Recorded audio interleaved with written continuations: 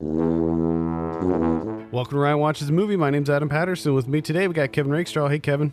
Hey. We're also joined by Ryan Holes. Hey, Ryan. Uh, Welcome back. Long time. How have you been? uh, Good. If this is your first time tuning in, Kevin and I are challenging ourselves to find movies that Ryan likes in the hopes that we'll reach the coveted 10 out of 10. You can join in on the conversation by sending your movie suggestions for Ryan to podcast@filmpulse.net or sending me a DM on Twitter @filmpulsenet. And if you like the show, consider helping us out on Patreon at patreon.com/filmpulse. And be sure to check out the Frederick's Ataxia Research Alliance website at curefa.org. Ryan, what movie did we have you watch? Upgrade. Upgrade. This is from last year. I have a synopsis here. This is written and directed by Lee Wanell. Set in the near future, technology controls nearly all aspects of life. But when Gray, a self-identified technophobe, has his world turned upside down, his only hope for revenge is an experimental computer chip implant called STEM. Ryan, tell us a little bit about Upgrade.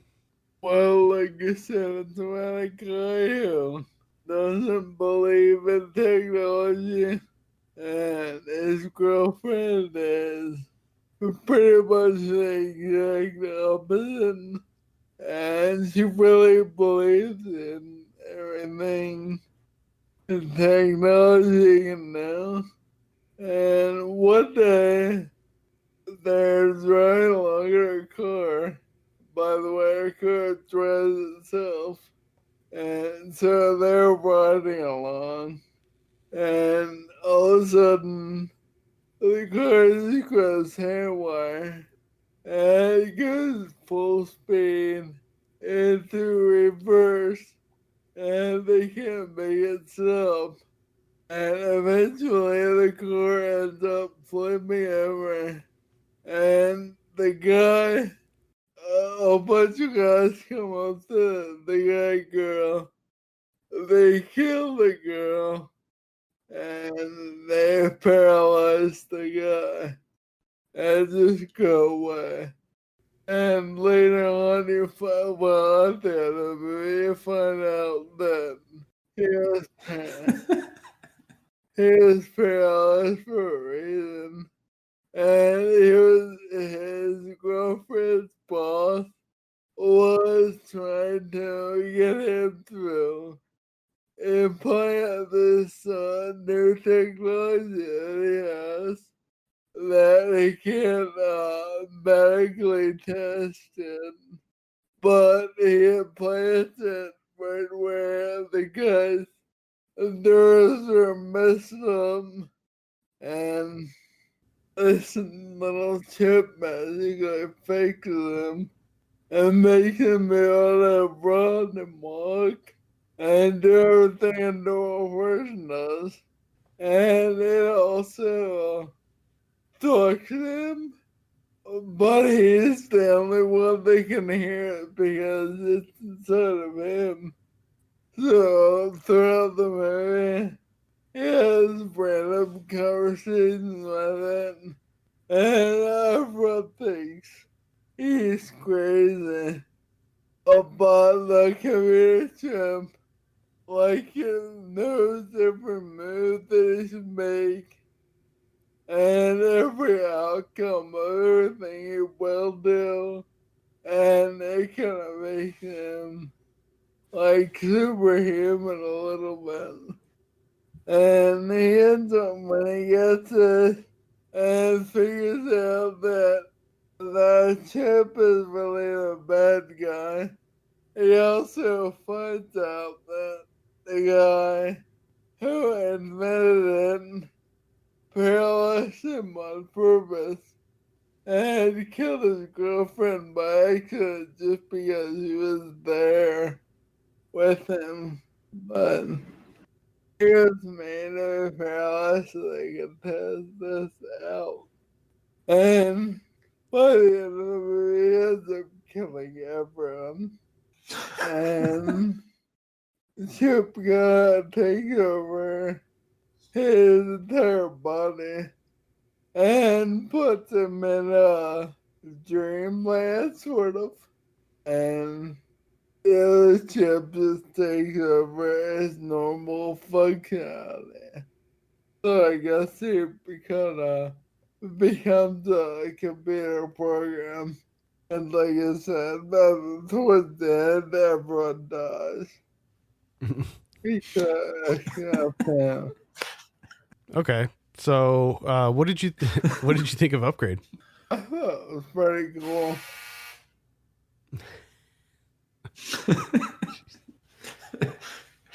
Classic. Yeah, there it was. Pretty cool. Okay.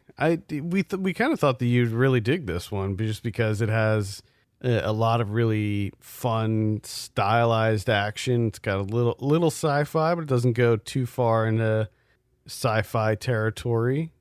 Did you like the action? Did you find the fight scenes to be rewarding? They're okay. I was more interested in his voice controlled wheelchair.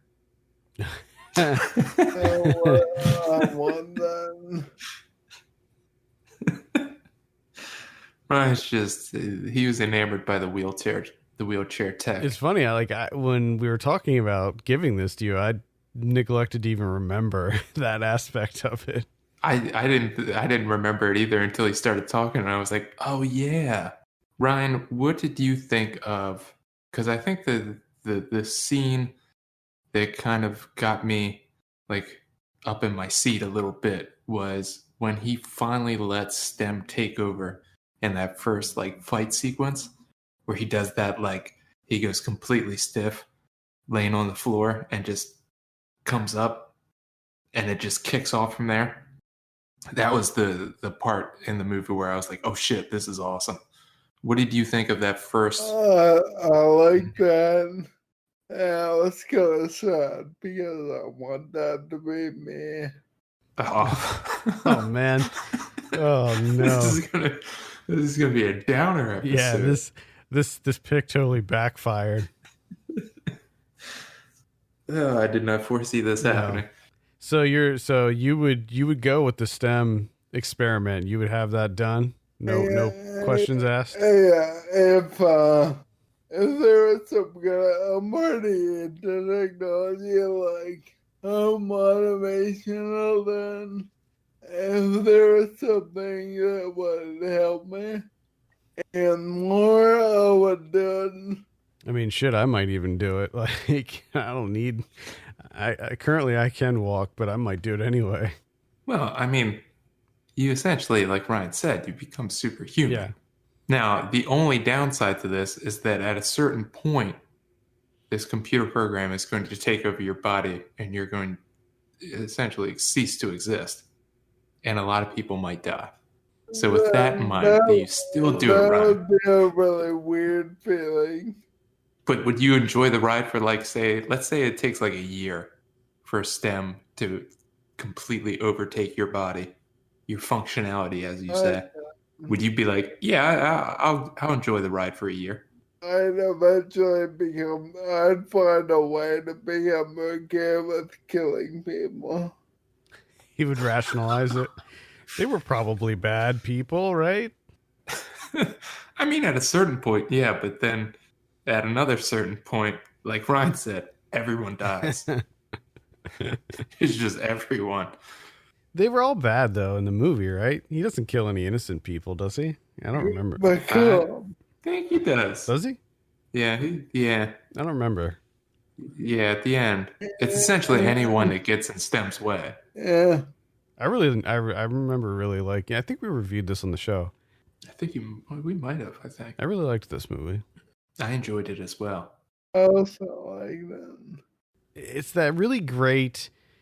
As I said, it's a sci-fi movie, but it's not like hard sci-fi. It's just this little light dusting of sci-fi, and yeah, but it's hard enough, right? Watching it, I thought it was some movie adaptation of oh my god, the game by Ubisoft.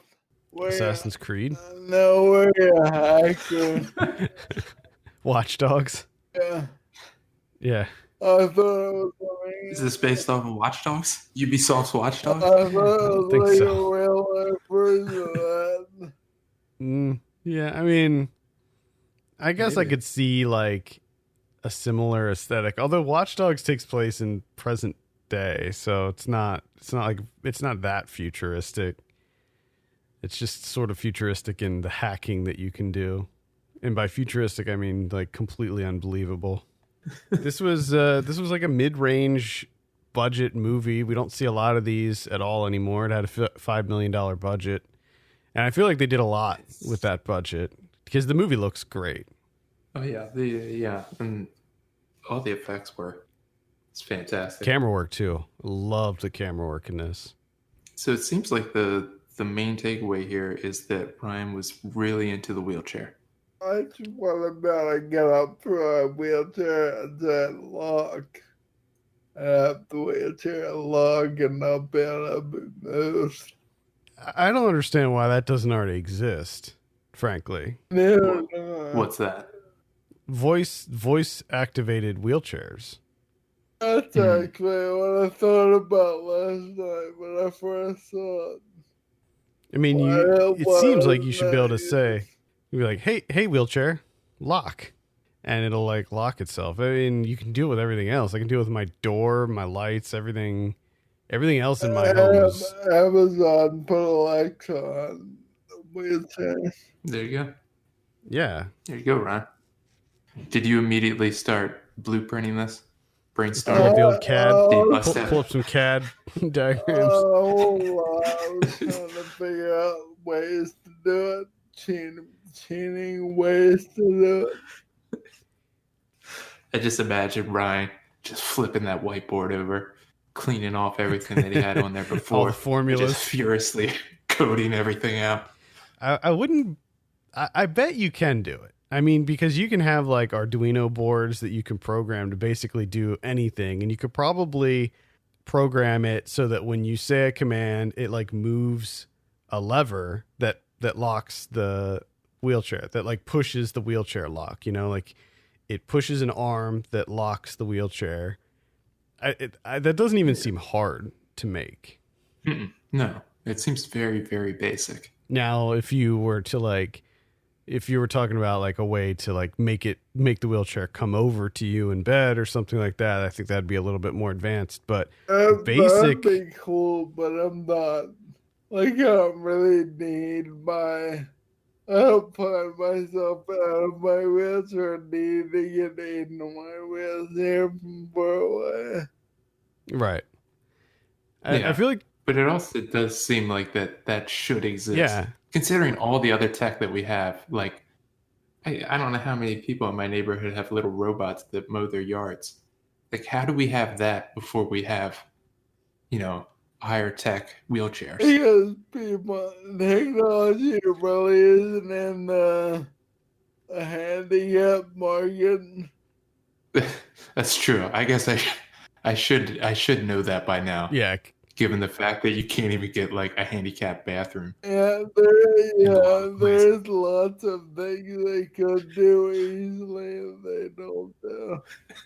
There's stuff that they're supposed to do by law that they're just like, no thanks. Yeah, I mean, when you look at wheelchair tech in general, other than like the really expensive kind of like space age, like the one that you sit in that can make you like stand up and stuff like that, like basic wheelchairs, the design hasn't changed for like a millennia, probably. And they're terrible. Yeah, they're not functionally sound. The 3-wheel thing too. Yeah, the 3-wheeled thing is cool, but isn't that like prohibitively expensive? I mean, I feel like that the mass market wheelchair tech should be at least somewhat close to where everything else is in the world. Voice activated locking mechanism on your wheelchair. I mean, I bet I could talk to some of the engineers that I know and develop something like that. It doesn't seem hard. You make it to the market with that, you could charge whatever you wanted.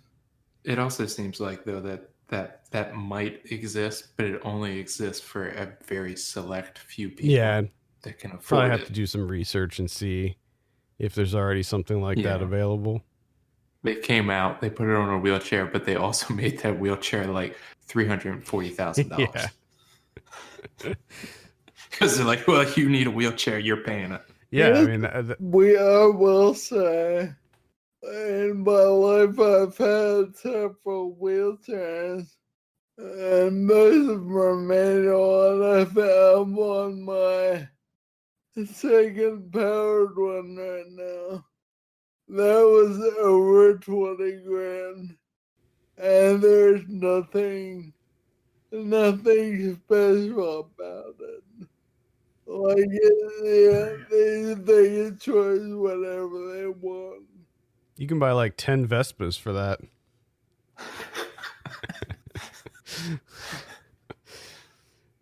Jesus. I mean, That's so ridiculous. The seat helps them and now, but that's about the only really fancy thing about it. There are ones that raise and lower you, like when you're sitting. Yeah, I mean, that's insane. Because, hell, you can get that in a recliner. Yeah, I know, right? Like that doesn't seem that fancy, honestly. Like, but it's also insane to me that even like the basic wheelchair design is just like the actual sitting portion of it is so unbelievably uncomfortable. It is. It's outrageous. It's like you couldn't just put a little more thought into that. I'm glad you said that because not many people do say that. They're scared. They're too scared. They're too scared of big wheelchair to stand up against them with their uncomfortable seats. Well, just look at there's no back support whatsoever. It's awful. Awful. It is. I mean, I understand that you kind of have to have a little bit of that. I mean, it's got to be able to fold up, right? But it seems like there could be some sort of middle ground. Yeah. There has to be. I would think so. You could do a lot more of that if somebody actually spent time thinking about it, not thinking of ways to make money off it. We need to get Elon Musk on this. Get him to design some fancy new wheelchair that like folds up into your pocket, but is also very comfortable and has voice activation. I know, Professor X wheelchair. I almost wonder if like the old ass like wicker wheelchairs is actually like a better design. They at least actually look more comfortable. Yeah, I mean, it's got a high fucking back. Yeah, they need to start making wheelchairs with like the racing, like the office chair that I have. That's like the racing seat, and make those. Just figure out a way to have them fold up. I also like that we have not really talked about this movie at all. It's just been straight wheelchair design. Well, it doesn't seem like Ryan has much more to say about it. I mean, the idea came from this movie.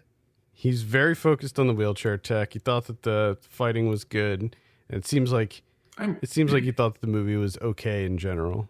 Yeah, I mean, technically speaking, it does seem to have been very thought-provoking for him. I mean, most of those thoughts are just wheelchair tech, but still, it got him up and thinking. It got the whiteboard out. He fired up CAD, came up with a couple of rough blueprints.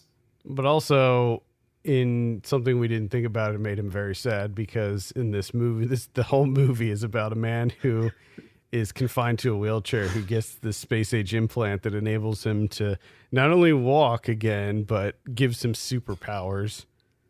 Something we probably should have thought about in hindsight.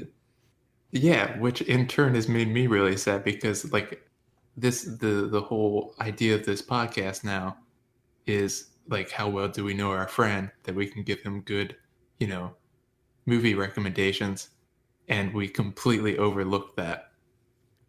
I honestly, I forgot. How does that happen? I enjoyed the movie. I point out sad parts for me. I mean, it's It's been over a year since I've seen this movie, and probably you too, Kevin. And I totally Yeah. forgot about that aspect of it. But it's also like the I main know it crux is. of It is. the entire movie that pertains to Ryan's actual life is lived in reality. And us as two friends are like, yeah, this shouldn't make him sad at all. I was just thinking about the cool action. Exactly. But there you go. We weren't thinking about our friend. God. We did not think about him once. Incredible. This has been a learning experience. Yeah. Every episode, there's learnings from every episode. Wow. Yeah, I mean, it does reveal some things about yourself. It just kind of catch you off guard. Yeah. Wow. All right, Ryan, let's give you your drum roll on this. What do you give Upgrade? 9? Did you What? say 9? What the fuck, dude? I legit thought he said 5 because I was like, oh, okay, that makes sense. That sucks. That's a bummer.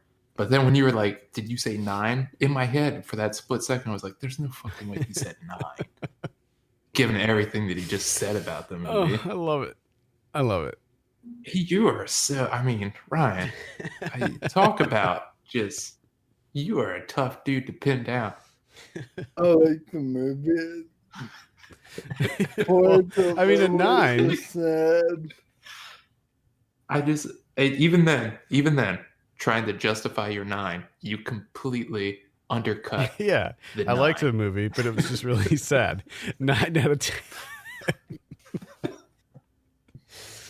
Oh, I mean, I'm glad you liked it. I'm glad you gave it a 9. That shows that we didn't completely fumble this. No, but I too, like Adam, am very happy. But at the same time, I feel like interrogating you on that 9 because I don't know if that's. I don't feel that that's a truthful 9. I don't know if this is some sort of game. Yeah, but it was truthful. Okay. I mean, you didn't seem. I mean, I think the blocker here is that you didn't seem that enthusiastic about the movie in general. Like you didn't have a lot of. Because I'm just not that enthusiastic at all lately. Oh. Oh, jeez, now it's getting God. sadder. My God. You're asking based on telling you. No, that's fine. You're giving honest answers. It's just those honest answers are like grinding us into the ground. Oh man. Well, I hope it gets better. Well, we'll see if we can give you something next week that doesn't make you sad. Yeah, we got to find something uplifting, something cheerful. Got to lift them spirits. I don't know that. I didn't understand any of that. I don't know what. I don't know about that. Yeah, he's I'm gonna. not gonna go into any detail, but I don't know about that. We'll give you. Well, we're gonna try our damnedest. We'll Ryan. give you like Paddington 2 or something that's just like pure joy. Yeah, don't fight it either. You got to be open-minded to the joy. You got to invite it into Drink your it in. life. Drink in the joy. Just let it wash over you. All right, Ryan. Any final thoughts on Upgrade before we close it out this week? Nope. All right. Oh man, what a roller coaster of an episode. I love this. I love it. Thank you so much for tuning in this week. You can send us your picks for Ryan to podcast@filmpulse.net. You can follow us on Twitter @filmpulsenet, @filmpulsekevin, and @mylegsdon'twork. And if you have a minute, take a look at our Patreon page, patreon.com/filmpulse. Consider helping us out by becoming a subscriber. For Kevin Rakestraw and Ryan Holes, my name's Adam Patterson. We'll see you hopefully next week.